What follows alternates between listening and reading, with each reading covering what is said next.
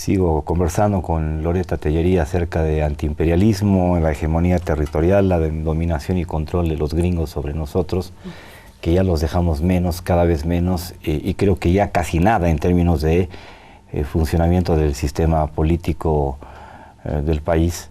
Pero hay cosas que están pendientes y que creo que son líneas investigativas desafiantes para quienes trabajan en los temas en los que tú estás. Tengo la sensación de que hay una especie de contradicción profunda entre lo que es la lucha contra el imperialismo y el capitalismo desde el punto de vista retórico del presidente Evo Morales, cuando en el fondo yo veo que hay una vocación capitalista de ciertos sectores importantísimos identitarios de Bolivia. Creo que los aymaras son tremendamente mercantiles y en el fondo capitalistas. ¿Cómo hacemos para conciliar nuestro antiimperialismo en términos ideológicos, políticos, históricos, con una línea, digamos, que vaya en ese mismo sentido en el tema económico? Sabemos que lo comunitario es fundamental, pero los aymaras, que a mí me conste, son tremendamente comerciales, tienen una vocación comercial extraordinaria. Creo que en la investigación de Nico Tassi, justamente hecha por el mismo CIS, se habla de ese tema. ¿Cuál es tu lectura al respecto? Yo creo que antiimperialismo tiene como actor principal, y este libro trata de reflejar eso, es romper con estos mecanismos de control y dominio que Estados Unidos ejercían sobre el país, ¿no? Tiene una relación muy cercana con el capitalismo, sin duda. Y tiene mucha razón lo que tú dices, o sea, uno no puede hablar de la puridad indígena y de la puridad comunitaria en nuestro país porque no existe. Existen fronteras muy difusas, movilidad muy fuerte entre los propios conglomerados aymaras comunitarios hacia el comercio informal, las grandes importaciones de productos desde China que se hace, las mismas fiestas patronales que mueven un montón de dinero. Entonces, esas son... hasta la arquitectura en el Alto, ¿no? Shanghái y el mundo andino juntos, ¿no? Los famosos cholets, ¿no? Y eso es fruto de esta hibridación cultural que existe, ¿no? Sin embargo, yo creo que esto tiene que ser producto de una investigación, y obviamente la retórica antiimperialista también yo creo que es fundamental, ¿no? Es fundamental, más allá, porque el capitalismo no solo viene de Estados Unidos, viene del mundo que nos rodea, ¿no? Pero Estados Unidos ha jugado un rol fundamental en nuestro país. Yo creo que si uno estudia cuál ha sido la influencia de Estados Unidos en Bolivia y en relación con nuestros países vecinos, Bolivia ha sido un fenómeno digno a estudiarse de influencia y control, ¿no? Y lo que tú decías al principio de la pregunta, nos estamos liberando, sí, nos estamos liberando de manera formal, pero el gobierno de Estados Unidos y la embajada tienen otros mecanismos de influencia de manera informal y subrepticia, de los que es necesario estar informados, prepararse y contener, ¿no? En mis estudios de comunicación en los años 80, hemos estudiado muchísimo el imperialismo cultural. Hay un libro que se llama La pedagogía reaccionaria de Walt Disney, que a través de Walt Disney nos contaban unas historietas y formateaban nuestras estructuras mentales de tal manera que al final terminábamos siendo devotos de toda esa imaginería y todo ese mundo de ficción y de fantasía. Y ese es un mecanismo del imperialismo. Por eso yo digo un poco en broma, yo tengo un hijo de 14 años, sí, que los superhéroes son agentes de la CIA, ¿no? Parece un chiste mal gusto y los chicos de repente como que se sentirán incómodos o desconcertados, pero el Capitán América es una fiel expresión de esos valores, de esa manera de mirar el mundo, que para efectos internos dentro de su propia cultura puede funcionar bien, pero ya cuando se convierte en un embajador mundial, porque está en todas las salas de cine del mundo, ya tiene otro tipo de connotaciones y por lo tanto genera una cierta lógica de penetración en nuestro imaginario que hace que nosotros empecemos a admirar cierto tipo de arquetipos, valga el choque de palabras, para admirar a Batman o Superman, que no son seres de la ficción que bajan del cielo, sino que responden a una forma de entender el mundo que está basada en el individualismo y en el liberalismo.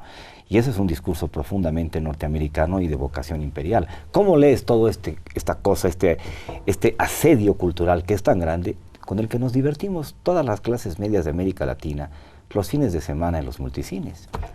Yo creo que es una hegemonía cultural muy difícil de contener, ¿no? O sea, este deseo de algunas estratos de las clases medias por ir a Miami a comprar, a hacer compras o ir a Walt Disney. Es parte de todo este proceso cultural, ¿no? Yo he estado hace 2 semanas en Estados Unidos justamente para promocionar nuestra investigación a instituciones de Estados Unidos que son muy progresistas y que abordan el tema de Latinoamérica. Muy interesante. Que hay, y a la comunidad boliviana que vive allá. Y en mi experiencia de viaje a Estados Unidos, un poco uno aterriza, ¿no? Uno aterriza en la realidad versus esta ficción que te muestran Miami como un sector paradisiaco más o menos, o las historietas o las películas de Walt Disney, ¿no? Entonces uno en Estados Unidos, sea Washington o Nueva York, ve que están llenos de latinos, pero los latinos están manejando los taxis, los latinos están en la limpieza de los hoteles, los latinos están vendiendo en la calle, ¿no? Entonces, uno pisa realidad. O sea, una cosa es la cultura que te muestran, la panacea de la felicidad, y otro ve cómo somos los latinos realmente en suelo norteamericano, ¿no? Entonces, tal vez sea bueno que esta lucha cultural que nosotros tenemos que librar nazca también de mostrar a la gente versus la ficción del cine norteamericano, la realidad de cómo los latinos vivimos en Estados Unidos, o la mayoría de los latinos, salvo pocas excepciones. Y esta especie de racismo que existe allá contra nosotros, pues, ¿no? La panacea también de la democracia que tienen ellos. Yo iba en Estados Unidos a una disertación de un norteamericano que hablaba sobre el fracaso de la democracia norteamericana, porque decía que no podía haber democracia donde prima el mercado o priman los intereses económicos, ¿no? Entonces, esa es la democracia que nos quieren vender, y para nosotros como bolivianos eso no es democracia. Entonces, es esas diversas concepciones de democracia. Y esa es la democracia que en alguna medida, o en gran medida, las clases medias han comprado o hemos comprado. La cultura del supermercado. Lo que dice Mir Sader, ¿no? Hemos entrado a una cultura del supermercado y del confort, y estamos desactivando cierto tipo de mecanismos de resistencia que son necesarios, que tienen que ver con el despojo, con el saqueo, con la focalización en nuestros recursos naturales para usufructuarlos ellos y que nosotros nos quedemos con las moneditas, etcétera, etcétera. Y creo que eso es muy poderoso, ¿no? La cultura del supermercado está instalada en el día a día, en la vida cotidiana de nosotros, porque es más clínico, es más saludable, es más sano, es más organizado, es más fácil de manejar ir al supermercado que ir a la feria desordenada, tan nuestra, pero que sustituye en gran medida esa práctica de ir a hacer las compras. Parece absolutamente irrelevante, o podría pasar desapercibido, pero creo que pasa a formar parte de nuestra propia cultura, ir asimilando ese tipo de modelos de comportamiento, y en esa medida tenemos al monstruo bien metido entre nosotros, ¿no? Sí, si no, la batalla cultural es una batalla todavía pendiente, ¿no? Pendiente, y eso en los hechos inicia desde el ámbito educativo, desde varios sectores, la producción nacional en tema de películas, de programas, de opinión, etcétera, ¿no? Pero yo creo que más allá de eso, se está librando una lucha importante en los ámbitos no culturales, pero también relevantes. Yo creo que la recuperación de la soberanía en materia de decisión de políticas es sin duda fundamental, ¿no? Si no se tiene esta recuperación de la soberanía, es muy poco lo que se puede hacer en los demás ámbitos. Y en el actual gobierno, después de 10 años, yo creo que por lo menos en este ámbito que ha sido parte de nuestra investigación y el producto que tenemos en este libro, no se puede dejar de lado lo que se ha ganado. Porque si uno no conoce la historia de cómo Estados Unidos actuó en nuestro país en todos los ámbitos de decisión y cuáles fueron los resultados, no va a valorar el hecho de que hoy en día contamos con un gobierno que por lo menos decide soberanamente lo que se debe hacer con nuestros recursos naturales.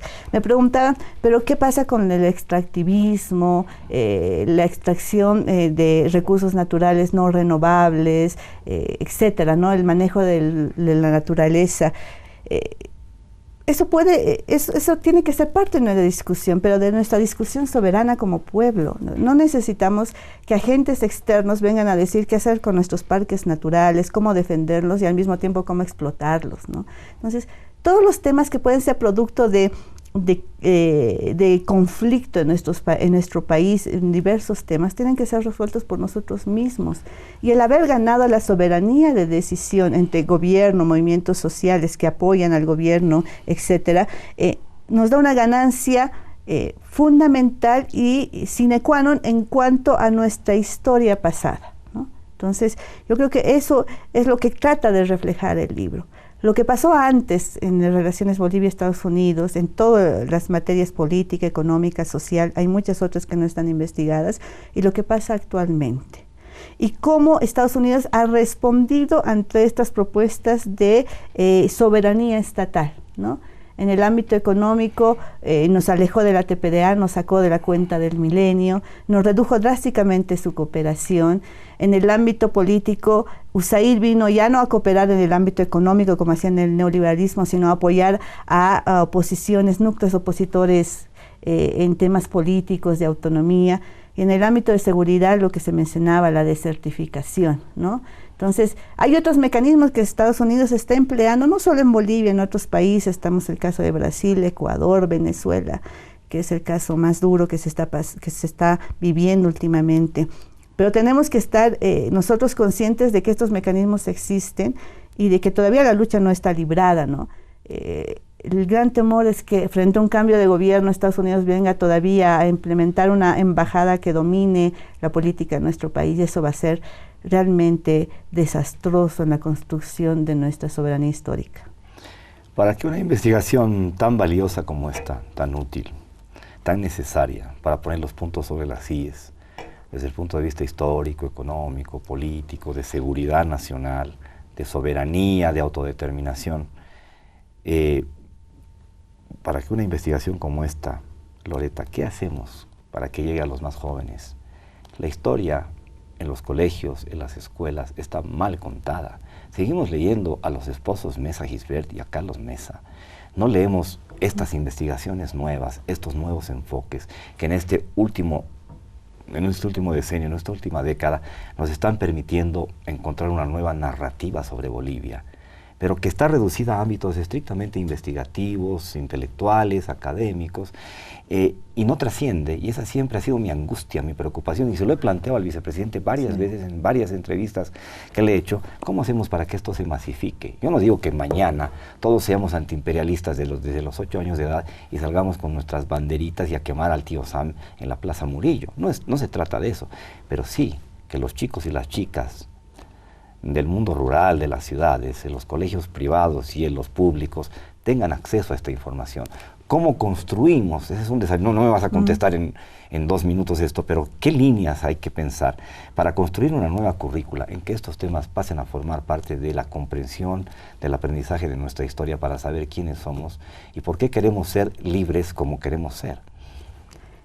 Yo creo que es complicado y es muy grande lo que te he preguntado, yo sé, es muy grande. No se ha hecho hasta el momento, pero yo creo que hay pequeños pasos, ¿no? El CIS que de alguna manera auspició esta investigación, abrió las puertas para que investigadores jóvenes y no tan jóvenes pudiéramos hacer estas líneas, ¿no? Estas líneas argumentativas de explicar la historia de Bolivia desde otras miradas.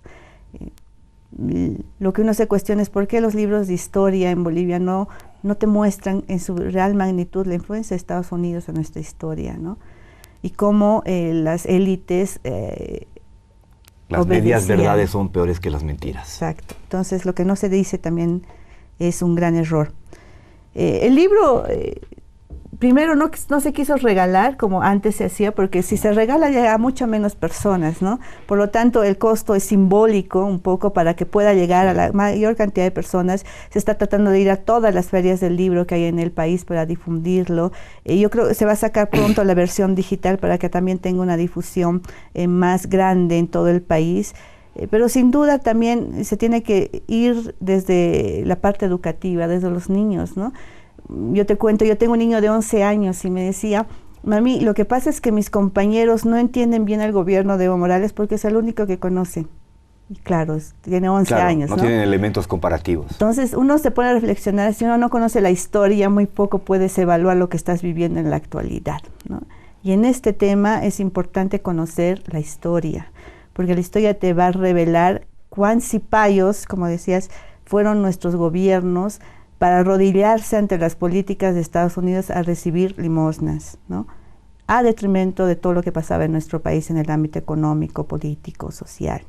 Entonces, sí hay que programar, hacer políticas de difusión para que estas investigaciones y muchas otras que están surgiendo de investigadores aymaras jóvenes que son muy valorables, puedan ser leídas por niños, por jóvenes, para que ellos mismos puedan a partir de esto reflexionar sobre su verdadera posición en este país ante el momento histórico que se está viviendo y cómo van a actuar en un futuro para no volver al pasado que lamentablemente hacía de Bolivia un país pobre, desigual, uno de los más atrasados de nuestro continente, ¿no? ¿Cuáles son tus futuros desafíos que vas a encarar? Porque los investigadores viven haciendo esto, no vienen a la tele casi nunca. Este programa se esfuerza por convocar a gente que hace este tipo de cosas y que no está en la figuronería política y en la tontería coyuntural, porque está en cosas más serias y más necesarias. Yo creo que esto es un sedimento, una base fundamental para construir otra educación en Bolivia, que esa es mi gran aspiración como padre, porque quiero que mis hijos aprendan las cosas de otra forma, no como las aprendí mal yo, y tuve que ir corrigiéndome a mí mismo conforme iba creciendo. Ya he pasado los 50 años y creo que todavía no he aprendido ciertas cosas porque no he tenido las fuentes de las cuales aprender. Y creo que eso es lo que tenemos que corregir y ese es el gran desafío profundo de un proceso que queremos terminar de construir de buena manera para que realmente nos entendamos todos en base a la transparentación de la información. Bueno, yo creo que yo vengo del área de estudios de defensa y seguridad. Yo he estudiado gran parte de mi vida académica las Fuerzas Armadas y la policía. Fue el común denominador de esas investigaciones y al ver la influencia que tenía Estados Unidos en todo lo que yo estudiaba sobre estas instituciones, que me dediqué a ver un proceso más amplio de las políticas norteamericanas en nuestro país. Yo siempre estoy dirigida a estos temas, estoy tratando de ver el tema de las Fuerzas Armadas y la policía en el actual gobierno, los cambios que se han dado, los no cambios que se han dado, y un poco para contribuir, ¿no? Porque la labor del investigador es estudiar la historia, ver cómo se puede mejorar y plantear políticas. Esa es nuestra labor, ¿no? Y con la aspiración de que sean tomadas en cuenta. ¿Será posible pensar que hoy día tenemos unas Fuerzas Armadas con referentes ideológicos y de funcionamiento distintos? ¿Están empezando a cambiar las Fuerzas Armadas? Yo creo que ha habido cambios retóricos importantes, ¿no? Que son fundamentales para un cambio, pero cambios estructurales todavía es un tema pendiente, ¿no? Y la policía, que ese es nuestro gran piedra en el zapato cotidiana, que lo vivimos en la calle cuando nos pasamos una luz roja y con toda sinvergüenzura, parte y contraparte, el varita de la esquina y yo llegamos a un acuerdo para no ir a la oficina y no tener que pagar la multa y me den la boleta, sino que le doy 10 pesos y se arregló el asunto, que es moneda corriente del funcionamiento de nuestra policía.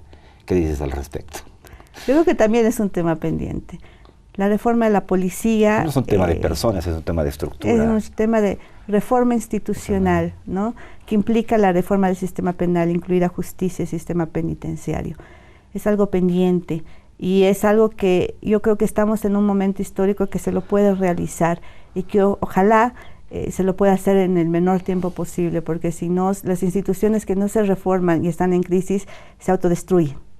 Y no queremos llegar a eso, ¿no? Para terminar esta conversación, yo siempre tengo miedo que cuando se alcanza una cierta estabilidad política, económica, cosa que pasó en el neoliberalismo en el mejor momento de Paz Estenssoro, porque logró neutralizar la hiperinflación y ese objetivo se cumplió, se empezó a generar una desideologización del país y sobre todo las clases medias.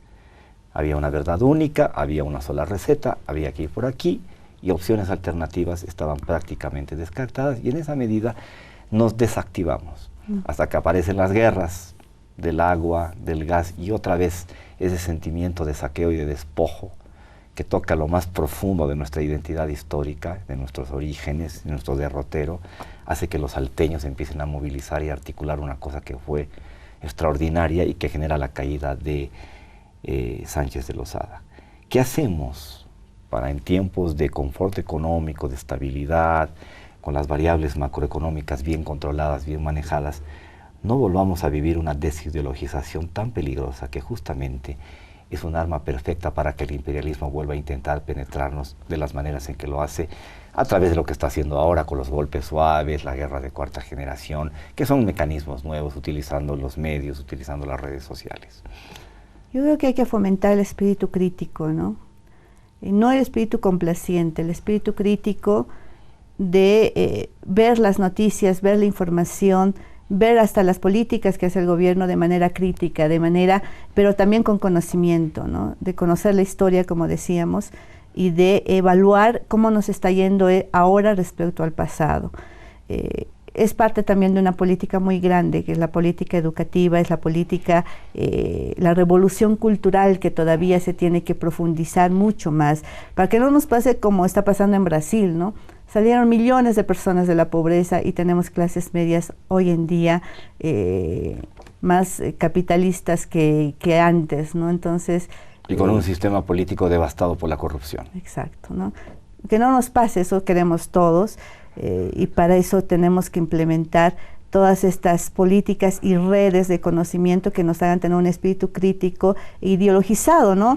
Ideologizado para de alguna manera construir siempre algo mejor y no retornar al pasado. Entonces yo creo que eso es fundamental y sobre todo enseñar a las nuevas generaciones, cambiar la estructura mental de las nuevas generaciones hacia una educación más inclusiva. Y en esto de inclusiva yo tengo la esperanza de que nuestros movimientos sociales, que fueron los protagonistas del año 2003 y del 2000 al 2003, todavía son muy fuertes, ¿no? Las clases medias a veces tendemos a mimetizarnos o a opacarnos. Las clases medias, ¿no?, son la bomba de tiempo de América Latina, porque sí, son muy oscilantes, ¿no? Es decir, así como pueden estar en la izquierda o en la centroizquierda en un momento dado, de repente aparecen en la derecha, como acaba de suceder en Argentina o en el mismo Brasil. Entonces nuestra esperanza, y la mía personalmente, es que los movimientos sociales, que es el sector más fuerte y también más golpeado en nuestra historia, todavía tienen la fuerza suficiente para poder demandar cambios, ¿no?, y mejorar en este sentido. Última de las últimas. Los gringos no pudieron apropiarse de nuestro país como lo querían hacer en todos los alcances en los que pretendían hacerlo, y por eso hablamos de hegemonía territorial fallida. Esa es la intención, ¿no? ¿Lo hemos logrado? Para que nos quede una sensación de pequeño gran triunfo histórico, ¿no? Por lo menos eso, ¿no? Yo creo que es el periodo histórico más largo en toda nuestra historia que lo hemos logrado, ¿no? 10 años. Yo lo siento a veces como un espejismo, no puedo creer a ratos. Digo, se fue un embajador, tenemos arrinconada la embajada, y no hay trauma y no nos han invadido hasta ahora. Sí, nunca, claro, se expuso a la embajada, se expuso a Said, se expuso a la DEA, claro. Estamos bien, que no sea un espejismo, pero para que no sea solo algo momentáneo, claro, se tiene que trabajar día a día, ¿no? Y ahí está el tema ideológico, el tema cultural. Bien, Loreta, muchas gracias por haber venido al programa. Los antiimperialistas existimos en Bolivia y somos profundamente antiimperialistas porque creemos en nuestro país, en nuestra gente, en nuestra identidad, en nuestra plurinacionalidad, y por eso hacemos estas conversaciones tan interesantes con gente que desde el punto de vista investigativo, serio, le aporta muchísimo a Bolivia para conocernos mejor y para saber resistir los embates de los poderosos de afuera que todavía pretenden que el mundo es de ellos. Muchas gracias por seguirnos. Volvemos con Colección de Arena la próxima semana. Buenas noches.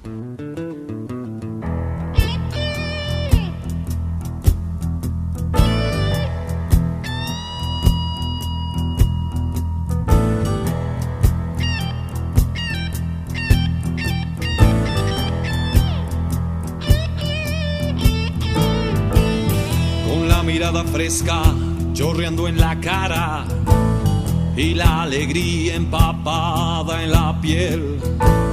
Sus piernas bailan alborotadas, juntas como si fuera la última vez.